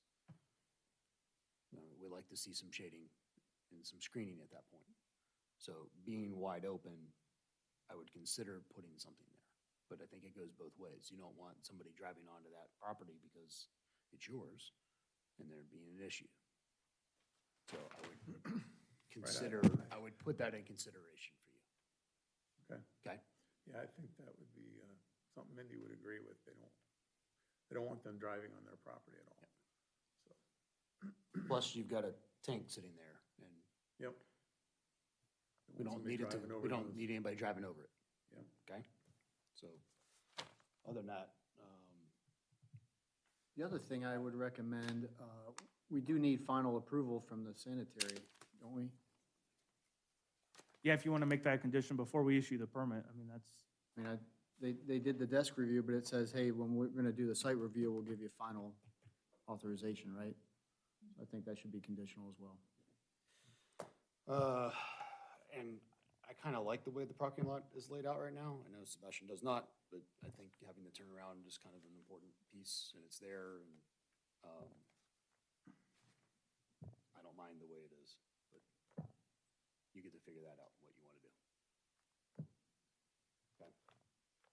I want to make one other comment about the outbuilding that's currently there. The intention is to fix that up and re-side it, so it looks, It will aesthetically match the building. Yeah. Right now, we've been at the mercy of weather. Otherwise, we would have already painted it. It needs to stay. First of all, it's much newer than anything else that was on the property. It's in good condition.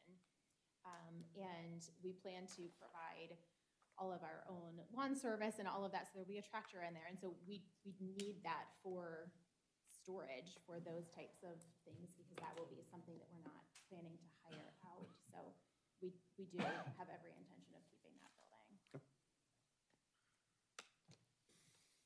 The other Anything thing I else? wanted to just Yep. say, just as far as, public concern, and I think Sebastian brought this up as well, as far as the safety concern with the building proximity to the roundabout. That was actually something that I was concerned about when I was meeting with prospective builders, because I live in this area and I know who runs stop signs all of the time. And so initially, I had looked at putting a couple of very large either planters or, rocks. There's something that if someone came flying through there, they didn't kill people sitting in the building. And one of the primary reasons that we chose KO Builder is because of the way that this building is constructed. And the crude way of explaining it is that there's concrete poured down the interior of the exterior walls. And that is a large reason why I chose the builder that I did, because someone may hit the building, but they are not going to kill people inside. They may kill themselves running into a concrete building, but the safety concern as far as the building itself and someone gaining access via a motor vehicle seems quite slim. yeah, the building material for the walls is actually US Embassy wall rated. So, and I think it's important to also remember, even though it's close to the right-of-way line, the distance between the right-of-way line and the actual roadway is pretty considerable. Along Big Walnut, we're talking about 25 plus 12 and a half feet. Now, it gets a little bit closer as you get to the corner, and I'm not sure the distance on Old 3, but it's pretty wide. So this building isn't gonna be sitting right next to the road. Visually, it's going to look further set back because of the green space of the right-of-way itself. Now, could that eventually get filled in with lanes, modified in the future? Yeah, possibly, but as of right now, That's what the right-of-way is. yep. Yeah, reading the text makes you think one thing, and then finally looking at the picture. It actually probably look Looks better. set back further than It the is. old building ever did. Absolutely. Yeah. Absolutely is further back. So, all right, divergence review.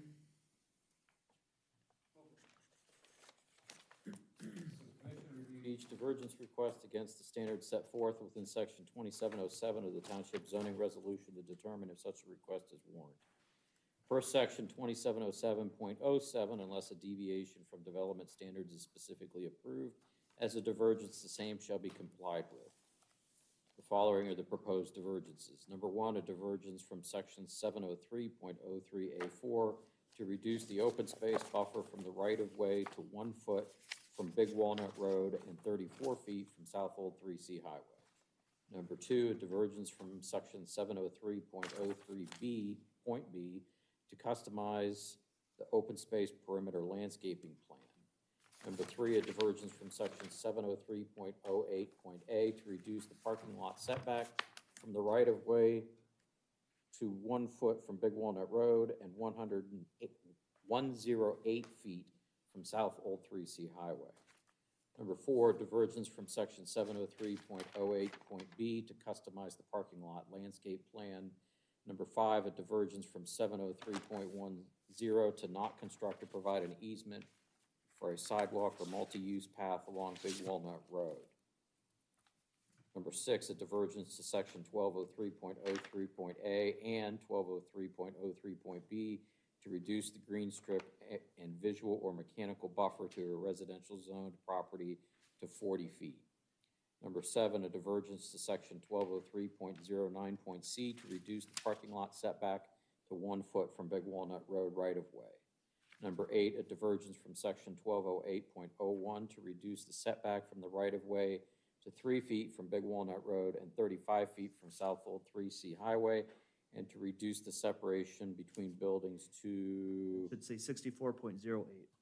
64.08 feet. And then finally, a divergence from section 1804.07 to reduce the setback from the right-of-way for signs to 2 feet. The question posed to the commission is, do these divergences promote or not have an adverse impact? And I would suggest to the commission that these divergences either promote or do not have an adverse impact on the health, safety, morals, and general welfare of the present and future inhabitants of Genoa Township. C, the quality of life within Genoa Township through the protection of the total environment, the prevention of nuisances and hazards, and the provision of adequate light, air, and convenient access to property. D, the assurance, or number three, the assurance of the compatibility of land uses which are either adjacent or in proximity to each other. E, the orderly development of all lands within the township to its appropriate use. F, the most appropriate use of land to facilitate and provide adequate public and private improvements. And G, consistent with the recommendations of the official Genoa Township Comprehensive Plan currently in effect. Mr. Chair, therefore, I would move to recommend approval of the following to the Genoa Township Board of Trustees: the subject final development plan application, including all plans and materials submitted by Mindy Kosman. Did I say that right? It's Cosman. Kosman, my apologies. To construct an approximately 2,400 square foot structure on approximately 1.09 acres of property located at 5064 South Old 3C Highway, Westerville, Ohio 43082. PIN 317-2400-301-9000. Currently zoned Planned Commercial District, also known as Olive Branch Offices. Zoning Commission case number 2024-03, incorporating exhibits A through J, and the following commitments made by the applicant during this hearing, which I wrote down in the wrong place. Number one, just illumination time restrictions shall apply to both signs equally. Number two, removal of gravel up to the property line on the shared driveway, and plantings installed consistent with the Hoover overlay or Hoover watershed overlay requirements. Implementation of a sidewalk easement. And number four, final approval of the septic system by the Delaware County Health Department. Did I miss any, or did I misspeak on any of those? I think so, no. Okay. You hit them all. Got them. I further move to recommend approval of the following divergences to the Genoa Township zoning resolution. Number one, a divergence from section 703.03.A.4 to reduce the open space buffer from the right-of-way to 1 foot from Big Walnut Road and 34 feet from South Old 3C Highway. A divergence from section 703.03.B to customize the open space perimeter landscaping plan. Number 3, a divergence from section 703.08.A to reduce the parking lot setback from the right-of-way to 1 foot from Big Walnut Road and 108 feet from South Old 3C Highway. Number 4, a divergence from section 703.08.B to customize the parking lot landscape plan. Number 5, a divergence from section 703.10 to not construct, well, we can strike that one, can't we? Sorry, which one? Number 5, No, they're not doing the sidewalk easement along the whole frontage. They're just Okay. gonna do a little easement to connect the two. so that's number still 5, valid. a divergence from section 703.10 to not construct or provide an easement for a sidewalk or multi-use path along Big Walnut Road.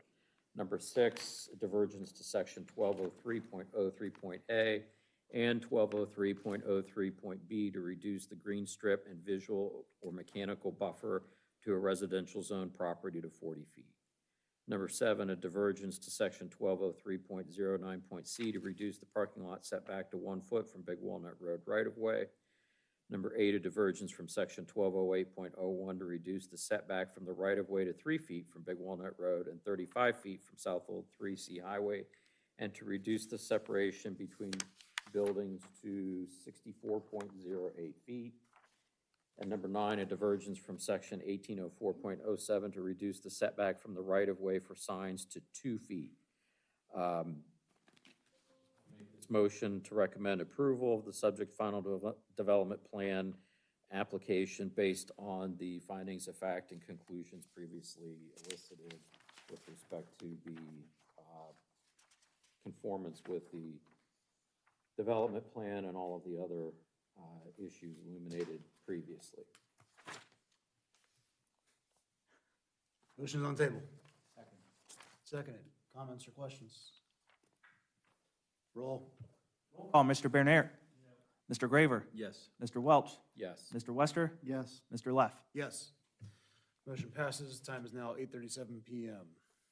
This is now concluded. Thank you. We will take a 5-minute recess. Paul?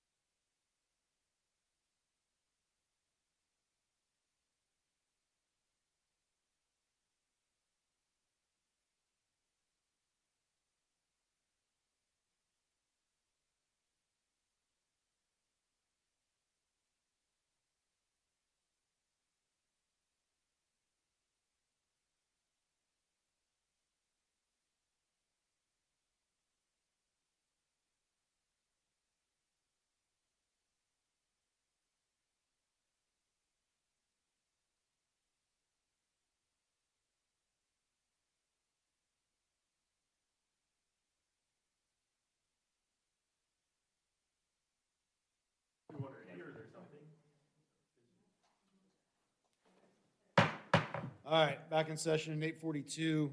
Next item up is our resolution review. We're starting with chapter 21. And we don't have a screen, so Oh, like I said, we're just This gonna is have to go gonna by the be- paper. fun for everybody. So the 21, Article 21, starting off. Anybody? Starting in 21. I read through it pretty much, and I didn't see many issues for me.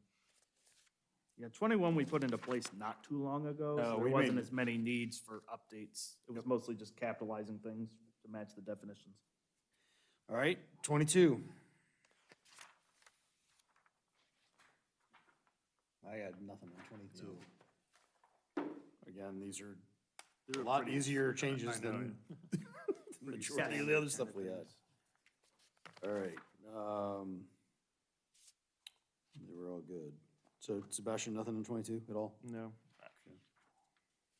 Nobody else? Nope. 23.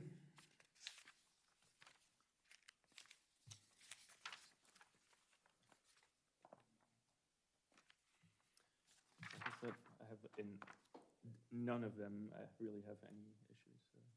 I mean, I'm just saying, like, for me, Okay? A lot of this stuff is stuff that's just relocated It's text. relocated I stuff. understand. So a that. lot of it isn't new, it might be tweaked here and there, but a lot of it is stuff that's already sort of there. Okay. 24. Nope. Reschedule stuff. Okay. Well, this is gonna be the shortest piece, because now we go to 25, and that was where we were supposed to stop.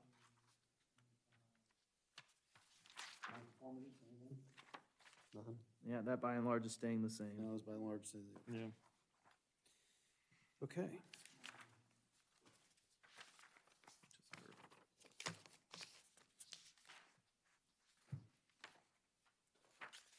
I'll just ask to see if we can progress even further. I mean, Article 26 is about amendments.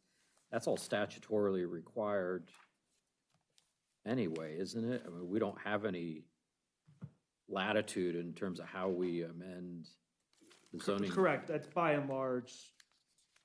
There's some things we put a Genoa tweak on, but yeah, by and large, it's the process we've been doing, and a lot of it is statute. I did strike out the whole section about contacting ODOT.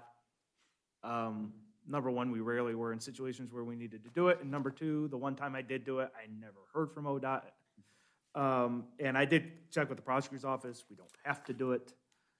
So I think it's somewhat of a vestigial requirement, probably from the era where it was much more of a concern. So that's why that's struck. I can't remember, if I didn't do it, I should have on the advertisement.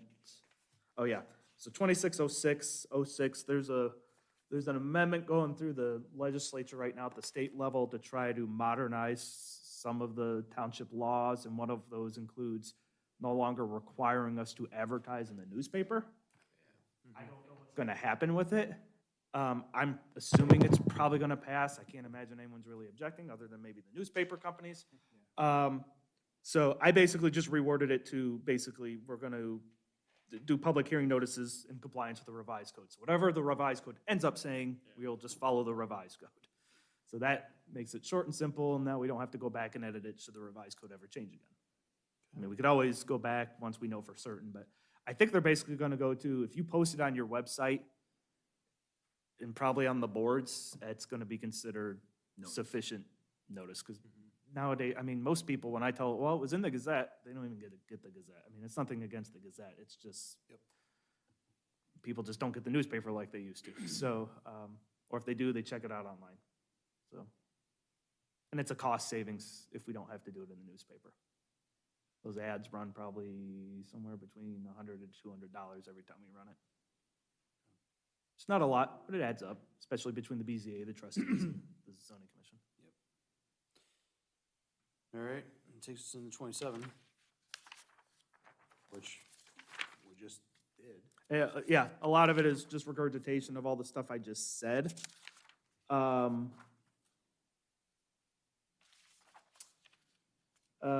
had one section where there's statements I want in the preliminary development plan, just boilerplate language. Then I'm just telling them I want this to appear in the plan. It's stuff we were sort of asking them to do anyway, so I'm just codifying it. Putting in the right that we do have the right to ask for additional, just like a zoning permit, we have the right to ask for additional materials to demonstrate compliance, just because it's not listed in our list of things we're asking for here. If the commission determines they would need it to verify compliance with something, gives you that right. Again, striking the whole stuff about ODOT, updating the advertising requirements. I made a slight modification, 2704.22, just to acknowledge the fact that you can ask for an extension.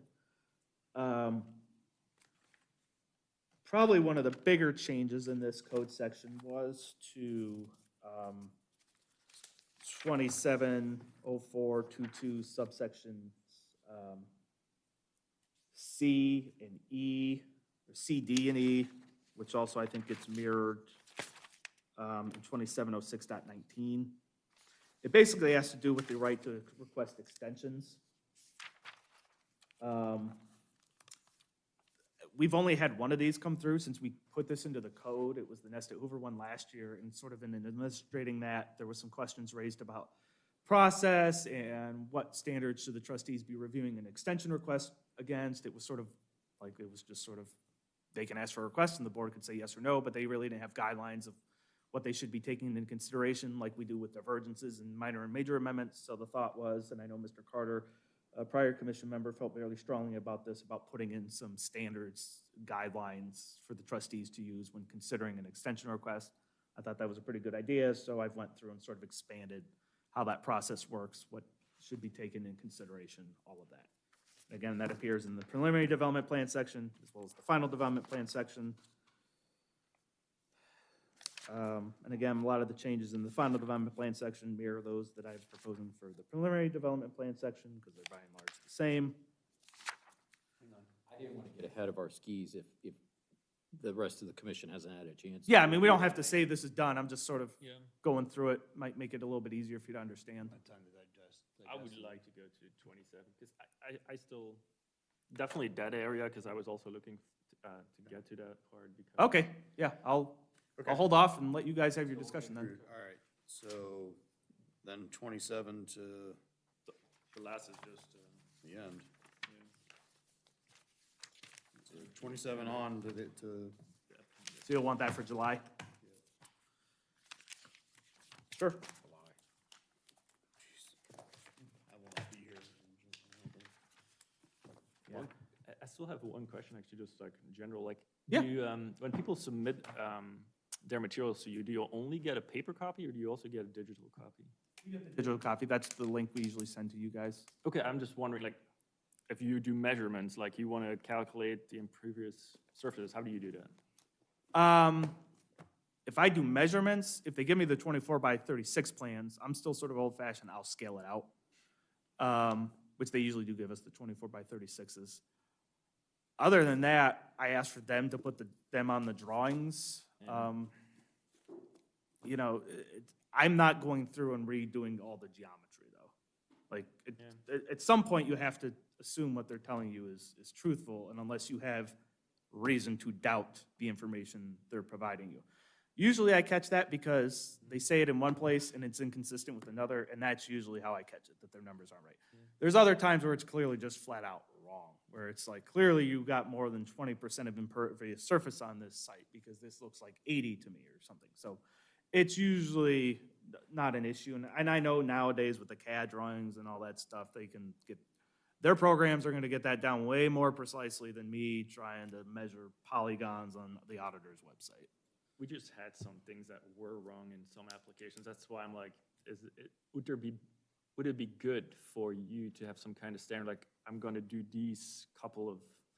gonna check these couple of drawings on the computer? Because I mean, that takes no time technically with a drawing. I don't have anything on the computer that can probably. CAD software. There is I no don't CAD have software in here in the. No, township? no. Oh, that's That's I've- engineer's office, so they would have to go back to engineer's office to do that. So you would have to send it out to them, for them to check it. If they. Yeah, I asked them to demonstrate it, and if I'm really questioning it, I asked them, provide me the math, color it, show me exactly, yeah. show me all Okay, the okay. dimensions, Okay. break it down into shapes, and we'll really start doing the geometry work. I don't think ever really had to get down to that point, but we could if we had to. And that would change the submission too, to make a actual CAD drawing, not a PDF or however we're getting them to. Well, I know, I mean, these days, I mean, it's just so quickly measured on something like that. That's what I'm saying, Yes. I mean, we can move to the modern era.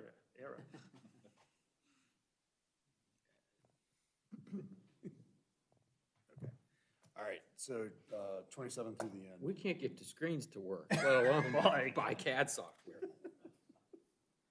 I took CAD in high school. I think the program's radically different now than when I probably was dealing with it, but.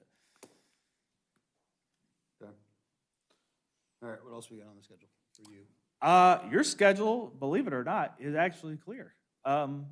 We got no rezoning or final development plan or development plan amendment applications for July, so I guess it's somewhat fortunate, Mr. Leff, I know you usually miss the July meeting.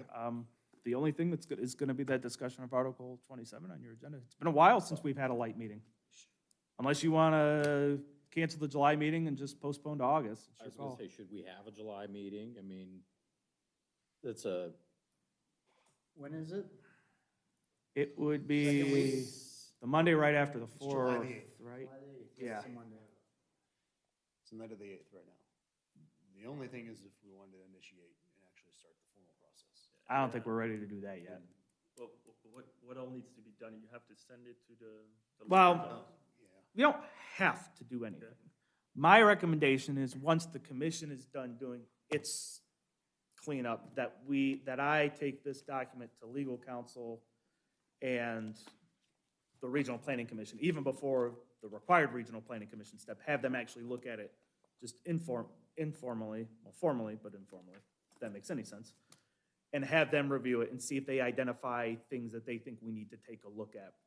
And if there are things we need to take a second glance at or do some work on, that we work on those things before we do the initiation. That's to me what makes the most sense. Okay.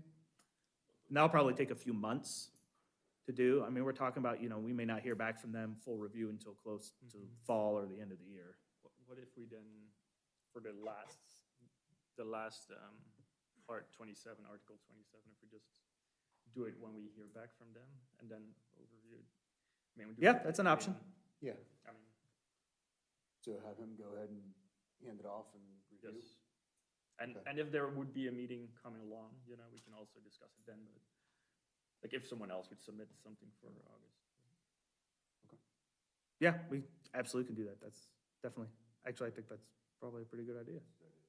yeah, we might as well get that ball rolling, Yeah. because It's gonna take them a while. I don't know how long, but it'll take them a while. Because you'll do two, you'll do legal and we'll do. I will contact them at the same time. I don't know who's gonna get done first. But yeah, so my idea is so I guess let's be clear on the directive you want me to get them. I'll give you my thoughts. I want legal to obviously do the nuts and bolts legal review. Are we doing anything in here we legally cannot do? But I always try to tell the legal people, especially if we go with, I always try to tell them, I understand sometimes what you legally can do and not do is different from what you as the attorney would suggest we do, just from their years of experience of seeing what works and doesn't work. So I'd probably be interested in that feedback too, of not just telling us, you legally can't do this, or you need to update this code section, but some of their advice just in terms of, here's what I would, from a strategy standpoint, from a design standpoint, from a formatting standpoint, here, just some general feedback, which is also the feedback I'm gonna be looking from regional planning, not just formatting, but also, another set of planner eyes looking at it. They work across the county, they deal with other communities, they've seen how other people have done things, maybe there's a way of doing things or a regulation I haven't thought of that they might suggest to us. So I guess that's sort of my idea of the scope. It's like, literally, here's the document. There's really no boundaries to the review we're asking you to do. Review it and you tell us whatever you think about it, good, bad, or indifferent. That's my thought anyway. Okay. So we're good with canceling the July 8th meeting? Oh, I'm right, we didn't get any applications, correct? All right. I mean, I will also move quicker to public comment then. Okay. Public comment?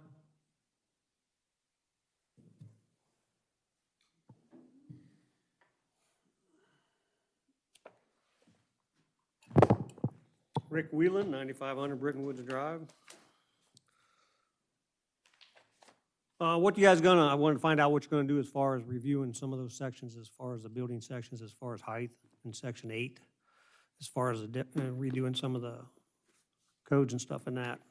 So if you guys want to not keep your meetings scheduled or whatever, I'm available if you want to have a meeting, go over that stuff. I don't know if you guys are meeting outside of here and doing anything or not. Are you, Ryan? Okay, so are you guys going to wait and do this later on after all the stuff and then have to change it or whatever?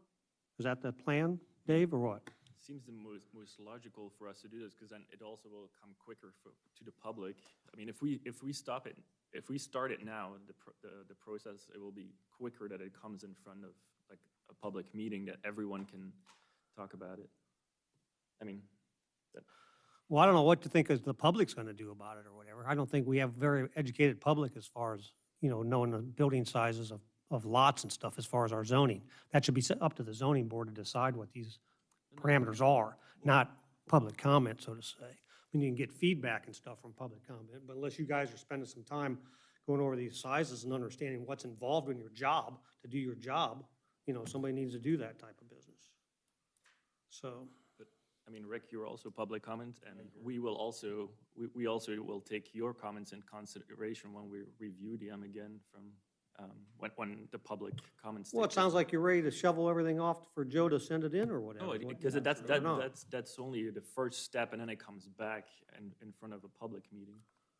Yeah, I'm trying to see if it can get resolved before it keeps coming back to public meetings and stuff, because you don't have a lot of time at public But then it's meetings to just go over the stuff. If everyone comes back and we always have to change it, it's gonna keep ending up at the back burner. It's just gonna keep, somewhere in the future, it will end up actually being talked about then. So I guess, if you allow me to clarify, when it comes back to you when those reviews are done, I don't expect that you're going to immediately initiate it ready for the public hearing process. My guess is there's going to be a list of things, how long it is, I don't know, that of feedback that you're going to get, that you're going to need to process and digest. You'll process that feedback, any feedback you've received from the public at that point, you're going to process any feedback you've gotten from the legal review, you're going to process any feedback from the Regional Planning Commission, you're going to mix that all together in a bowl, look at it in totality, and then we're going to probably have to go through the document article by article again to determine, okay, what do we need to change, address, fix as a result of all that feedback we've gotten so far. And you know, and some of it's not necessarily stuff you might need to do, some of it's just opinions and recommendations, and you will determine what opinions and recommendations you want to incorporate and what opinion and recommendations you don't feel like you need to incorporate. That'll be part of your decision-making process too. Then, once you're done with that process, then I foresee you initiating the document for official public hearing process. So, I mean, we're probably into next year, to be honest, before we even get to that process, because I'd like to think we did a really solid job. We're not going to get a list of comments. We'll get stuff. I'm hoping we get stuff. I hope there's a list of stuff we need to think about, because I want other sets of eyes looking at this and giving us this feedback. Now, we may like the ideas, we may not like the ideas. It'll be ultimately up to the commission, then subsequently the trustees to determine what they want to put in and what they don't want to put in. It's one of the reasons we kept it as the large change versus piecemealing the whole thing. Yes, because that would have taken a really long time. Yes, it would have. Did the comprehensive plan get updated recently then too, or not? The Last only year. thing, Along the with only this? thing that changed was the numbers, the density Yeah, numbers. and that was done last year. All right. All right. My other question then is for, as far as, tonight, Chip, you were reading a whole list of stuff. It's like you had a prepared copy for an approval of that zoning hearing Well, there for is- the lot over here. There is a copy written out. There's a script. And it sounds like it was all set up and like it was approved by, it was all set up and approved before you even got here to the meeting, No, is what it that's sounds not like the to way me. that happens. It's not We the way it have happens? a script on here, so we follow along the rules to make sure that we have a continuance, we have a denial, we have an approval. It's all within our script, and it's there, so we follow the rules. So don't even go that road. Well, that's what I was asking to see why, you know, that's the way it appears to me or whatever when I'm sitting in the audience and hearing that stuff, so. No, and the trustees and the Board of Zoning Appeals We all follow do the same thing. format. We have scripts, and we can choose which one we're going off of. There's a bunch of blanks in there that they have to fill in. Yeah. All right. All right, well, I don't understand what's going on with our zoning around here. I don't know what you guys are thinking on this stuff. You know, this is a free-for-all type of stuff. Everybody, it's a me world around here. We have a zoning code and nobody seems to be following it. To give those many divergences and stuff on stuff is just incomprehensible to me. Nobody has any morals up here as far as stuff. We need some guidance around here. And the BZA is just as bad or worse on some of the stuff they're approving, as far as eyesores and stuff around the community. So we gotta live here and look at this stuff. So you guys need to understand that, you know, you need to put some time in on this stuff. And I don't agree with what was just approved this evening on that application at all. You're entitled to have that opinion. I do, and I'd like to hear your opinions on it, on Gave what, it to you, we approved it. you approved it on what purposes? You know, I can go down that same list of all those divergences and say no to probably 80% of them, Then compared to go- yes. Then come over on this side of the table. Huh? Then come over on this side of the table. They won't have me on that side of the Then- table. There you go. See? I mean, to be fair, like, I voted no on this. and, Yes, I mean, appreciate you but- voting no Well, on I it. know, Some- but that's my opinion, and that's their opinion. I mean, that's just how it works. Do you have a reason why you voted no? In my opinion, there was too many diversions requests. Okay. Same with my opinion. Way too many divergence requests. Way too I many. know, but it's a democracy. I mean, that's just how it works. Well, like I say, it's going against our zoning code. Why have a zoning code? You know, you guys talk about impervious surfaces. What the hell for? You're just gonna give a divergence for it. See what I'm saying? Why have a code if you're not gonna stand to it? Thank you. It's time to get up. Anything else? Okay, that part's closed. We got anything else? Motion? Motion to adjourn. I second. We need a motion to cancel. No, I August got a break. general consensus on that. The Okay. chair could have canceled unilaterally. True. Okay, so yes, motion to adjourn tonight's meeting. Second. All in favor? Aye. Aye, opposed? Meeting adjourned at 9:04 PM.